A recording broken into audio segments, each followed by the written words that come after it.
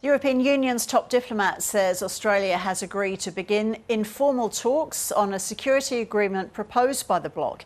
He also says that it's critical that the EU and Australia reach agreement over a long sought-after trade pact.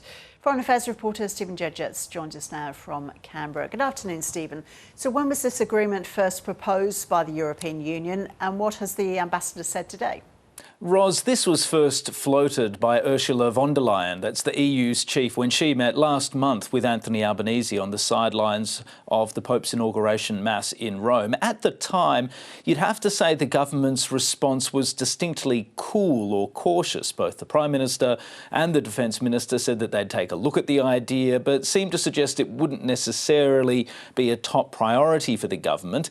Today, though, Gabriel Vicenten, the EU's chief diplomat here in Australia, said there had been some progress. He said that Kaja Kallas, who is the top diplomat for the European Union, met with the Deputy Prime Minister Richard Marles at the Shangri-La Dialogue just a week or so ago, and that during that meeting they agreed to begin what he's called informal talks on the topic. So the government is now open to having at least a brief in-principles chat around what this security agreement might look like. Now, the Gabriel Vicenten, when he was asked how optimistic he was about this going forward, he held up a bit of a glass of water to say, look, it's half full, I'm fairly optimistic, whilst cautioning that nothing was certain. It's worth pointing out, Ros, of course, that this wouldn't be a full security alliance with the EU. There would be no sort of security guarantee between the EU and Australia. What it would do, though, according to the ambassador, would not only make it much easier to cooperate on security matters, but it would also make it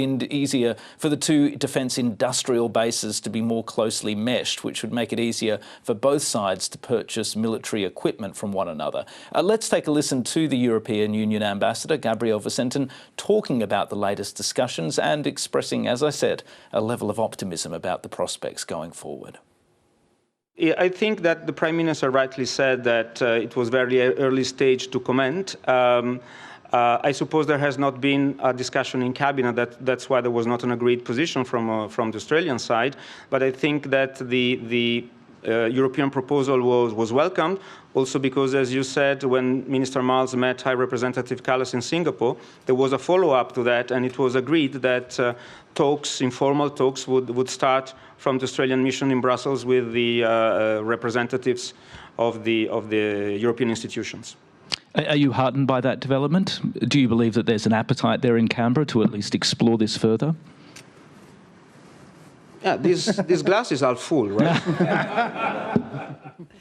So, Stephen, what did the ambassador have to say about the prospect of a free trade agreement between the EU and Australia? Look, the ambassador in some ways was quite cautious. He pointed out that there were still some real differences and serious differences between the two sides. You might remember, Ros, that this agreement, or talks over this agreement, collapsed because there simply wasn't agreement over things like access for agricultural products, as well as naming rights for things like feta and prosecco that are currently produced by Australian producers.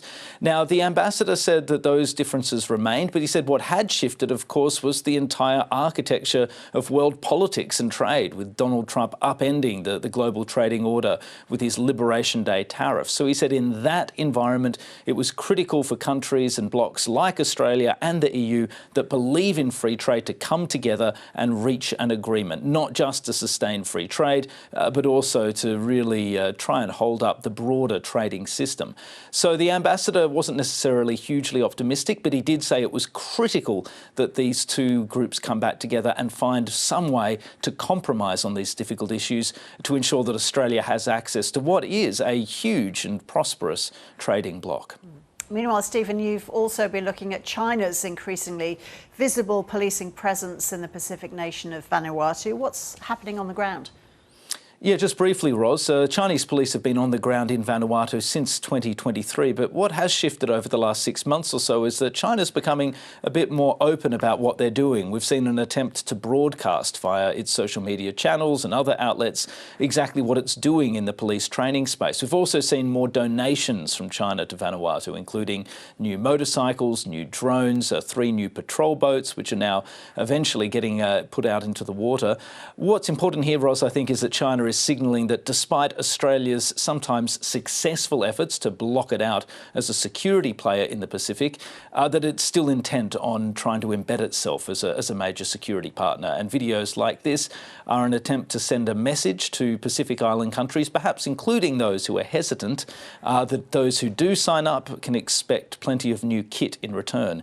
It's a message that Australia is not delighted to see broadcast out there, and they're trying to send the message to Pacific Island nations that gifts like this almost always come with some sort of strings attached.